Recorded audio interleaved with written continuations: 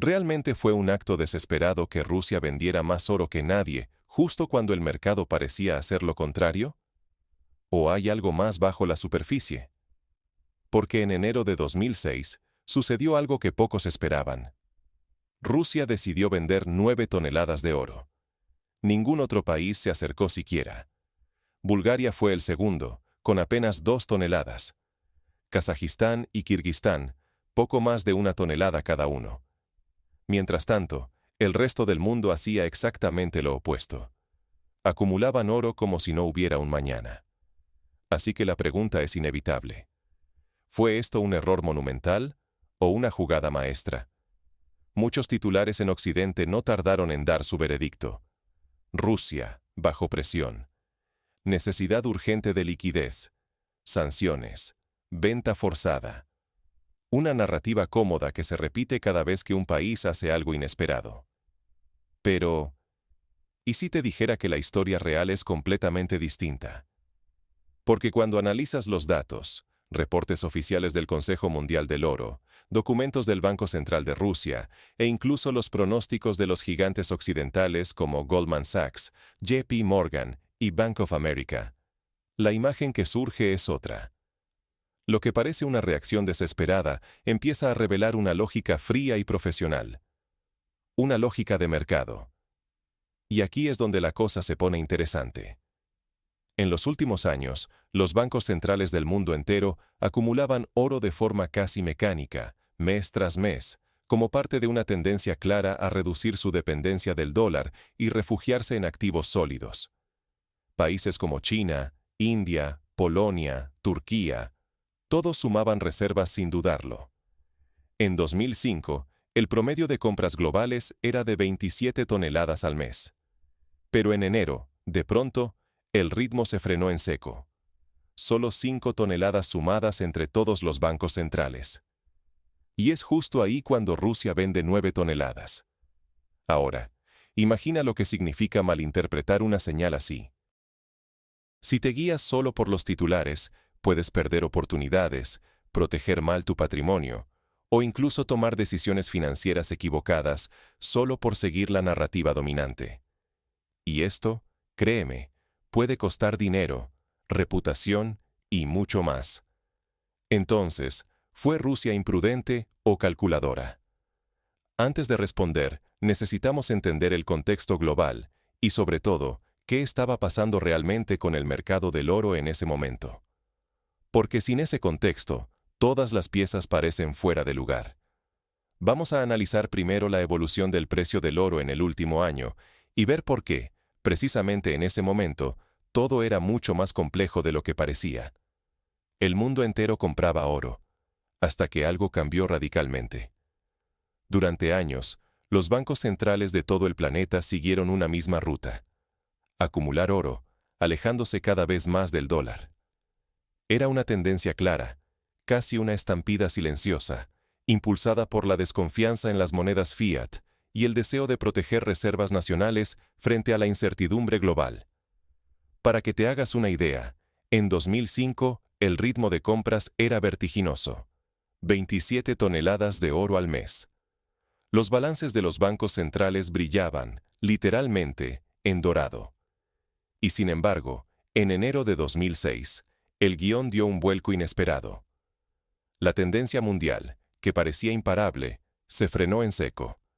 Ese mes, las compras globales de oro cayeron drásticamente a solo 5 toneladas. Fue como si, de repente, alguien hubiese pulsado el botón de pausa. Y en medio de ese parón, Rusia tomó una decisión que desconcertó a los mercados. Vendió 9 toneladas de oro de sus reservas. Este movimiento fue un auténtico desafío a la corriente global. Mientras todos compraban, Rusia vendía. Y no faltaron voces, sobre todo en medios y despachos financieros occidentales, que interpretaron la venta como un síntoma de debilidad. Para ellos, el mensaje estaba claro. Rusia necesitaba efectivo, las sanciones apretaban, los gastos militares subían y las reservas se evaporaban. Un relato sencillo, fácil de digerir y que encajaba perfectamente en la narrativa dominante de presión y vulnerabilidad. Pero aquí es donde conviene hacer una pausa y observar los hechos con otra lupa. Porque cuando el mundo financiero se mueve, rara vez lo hace por impulsos o por simple necesidad. La gestión de reservas, sobre todo en economías con recursos tan vastos como la rusa, suele ser fría, calculada y, sobre todo, orientada a proteger valor, no a malvenderlo. Y es justo aquí donde entrar en juego los matices que cambian toda la historia. Primero, pongamos en contexto la magnitud real de esa venta. Son 9 toneladas de oro. Suena a mucho, claro. Pero, ¿qué significa esto frente al total de reservas rusas?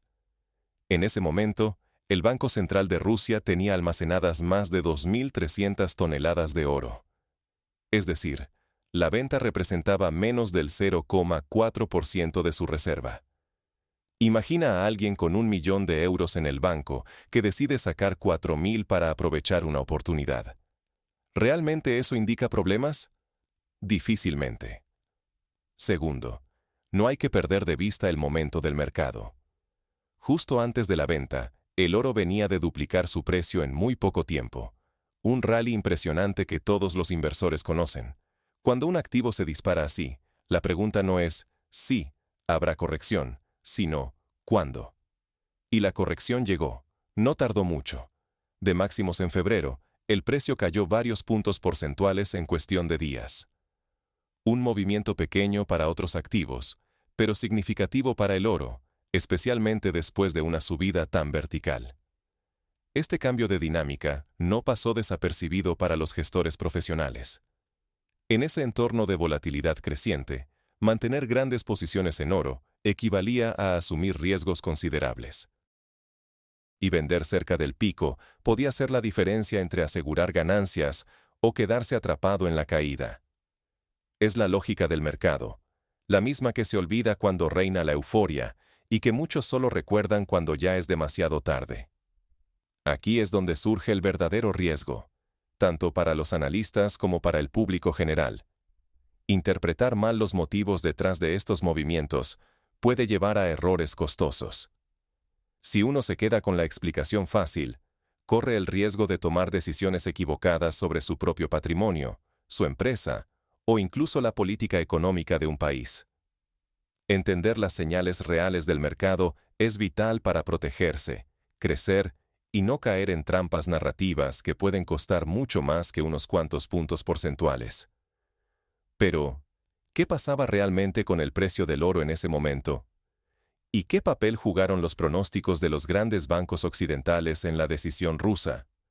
Eso es precisamente lo que vamos a analizar ahora, porque ahí se esconde la clave para entender no solo el movimiento ruso, sino también cómo se debe leer y anticipar el pulso de los mercados globales.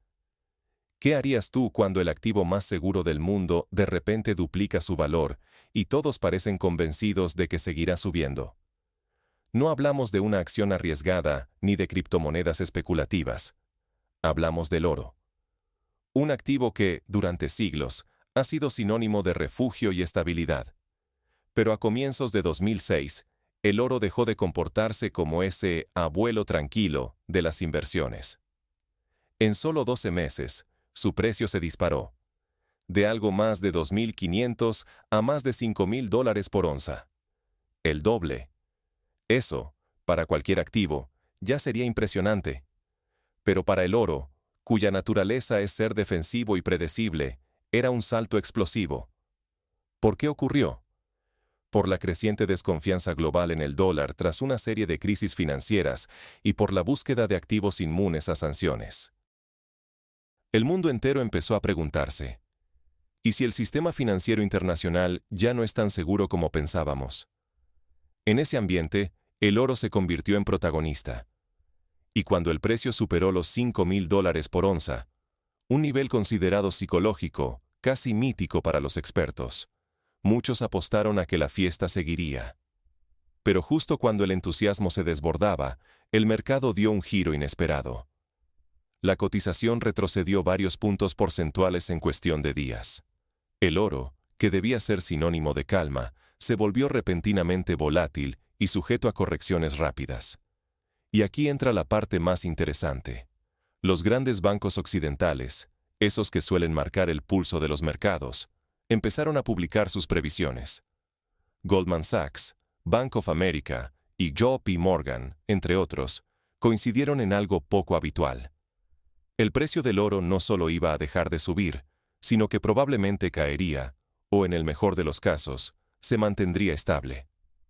Estos pronósticos no eran secretos, estaban en informes públicos y abiertos para quien quisiera verlos. Era un claro aviso para los profesionales. Cuidado, esto puede ser un techo. Y mientras el mundo absorbía estos mensajes, Rusia analizó los datos con frialdad. En vez de dejarse llevar por el pánico o el entusiasmo, hizo exactamente lo que haría cualquier inversor serio: aprovechar el consenso de los expertos y vender en el momento óptimo. Así, en enero de 2006, el Banco Central de Rusia decidió vender 9 toneladas de oro. No fue una reacción impulsiva. Fue una maniobra quirúrgica, calculada, basada en hechos, y respaldada por los mismos análisis que circulaban en Wall Street y en la City de Londres. ¿Qué está realmente en juego aquí? Pues mucho más de lo que parece. Porque comprender, o ignorar, las señales que mandan los grandes actores del mercado puede significar la diferencia entre aprovechar una oportunidad histórica o quedar atrapado por una corrección dolorosa. No es solo cuestión de teoría. Se trata de proteger y hacer crecer tu propio patrimonio, e incluso de tu reputación como inversor.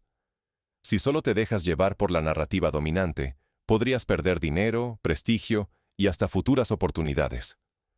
Pero, a pesar de la evidencia, todavía hay quienes insisten en que Rusia vendió oro por pura necesidad, como si hubiera sido una venta forzada por crisis interna o presión internacional. ¿Qué hay de cierto en esa narrativa? Es momento de enfrentarla, pero esta vez, con los números reales sobre la mesa. ¿Puede una venta de menos del 0,4% del portafolio ser señal de crisis o de cálculo frío? Aquí es donde realmente hay que poner la lupa. Los titulares hablaron de venta de oro rusa, pero nadie se tomó el trabajo de explicar que esas 9 toneladas vendidas en enero de 2006 representaban solo el 0,39% de las reservas totales del país. Menos de medio punto porcentual. Para que tengas una idea, en ese momento, Rusia tenía más de 2.300 toneladas de oro en reservas, una cifra que ya era récord histórico y colocaba al país entre los mayores tenedores de oro del mundo. ¿De verdad crees que vender menos del 1% de tu oro es una señal de urgencia? O, mejor dicho, ¿es un desespero? ¿O es simplemente una movida técnica? La realidad es que, lejos de perder poder financiero, ese mismo enero, el valor total de las reservas rusas alcanzó otro récord: $400.000 millones. No había fuga de capitales, no había incendio en la economía. Lo que hubo fue una operación técnica, perfectamente explicada y de manual para quien entiende la gestión de grandes portafolios. ¿Por qué? Porque las reservas rusas se estaban concentrando demasiado en oro. Llegó a representar casi el 50% del portafolio total, el máximo desde 1995. Imagínate tener la mitad de tu patrimonio en un solo activo, por más seguro que parezca. Cualquier gestor profesional te diría lo mismo. Diversificación. No porque el oro sea malo, sino porque demasiada concentración en un solo activo automáticamente eleva el riesgo. Y aquí hay otro dato que no suele salir en los titulares. El Banco Central ruso, al vender oro, no estaba liquidando reservas, sino usando lo que se llaman operaciones de espejeo, para estabilizar el rublo tras un periodo de alto gasto público. Es decir, estaban ajustando la liquidez del sistema para evitar que un exceso de dinero circulante desestabilizara la moneda. Nada extraordinario, nada parecido a una venta de emergencia. Es, literalmente, gestión de liquidez. Algo que hacen todos los fondos soberanos serios, desde Noruega hasta Suiza. Cuando algún activo se dispara y ocupa demasiado en el portafolio, venden una parte y compran otros activos para equilibrar.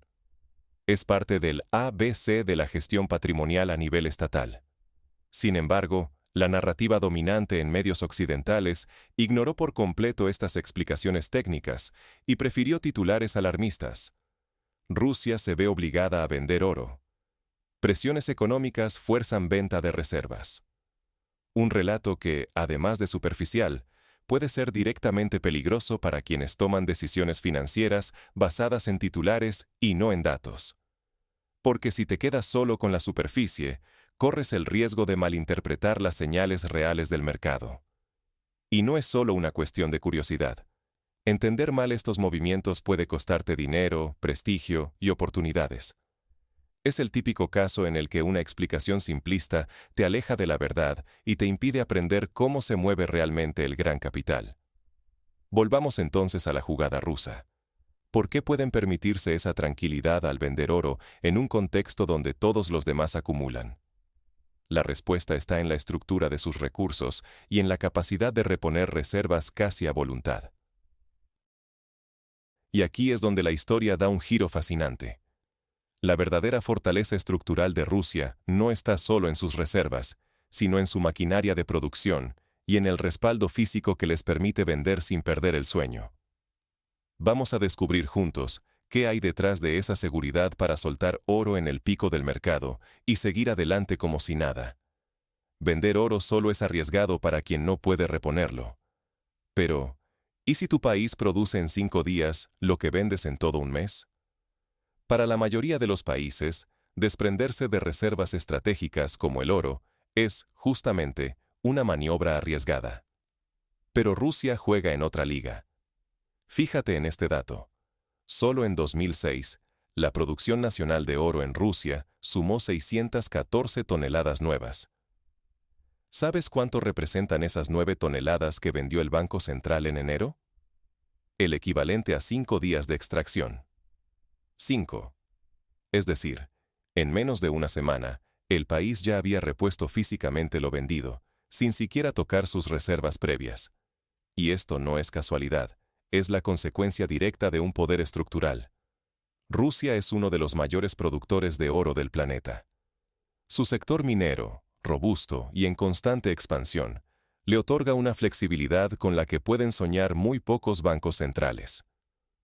Para ponerlo en perspectiva, mientras la mayoría de los países tiene que pensarse 2 veces antes de vender una parte de sus reservas, Rusia puede permitirse vender en los picos del mercado, aprovechar los mejores precios y luego, tranquilamente, volver a llenar la bóveda, gracias a su flujo constante de extracción. ¿Y de dónde sale tanto oro? De yacimientos que están entre los más ricos del mundo. En Yakutia, por ejemplo, está el yacimiento Tokinsky, que año tras año aporta toneladas y toneladas de metal precioso. O en Magadán, donde nuevas plantas procesadoras han disparado la producción y asegurado el suministro a largo plazo. Es decir, tan pronto como se decide una venta, la reposición es cuestión de tiempo, no de sacrificio. Ni urgencia ni improvisación, solo una gestión profesional, respaldada por una base de recursos casi inagotable. Este detalle cambia todo el análisis, porque lo que para otros sería una señal de debilidad, tener que vender reservas en un momento delicado, para Rusia es simplemente un ejercicio de optimización financiera.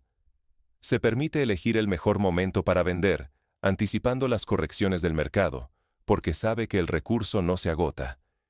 Y esa es la ventaja definitiva, tener control real sobre el timing y la narrativa, mientras los demás solo pueden reaccionar a los acontecimientos. Y ahora, observa la diferencia con el resto del mundo en ese mismo enero de 2006.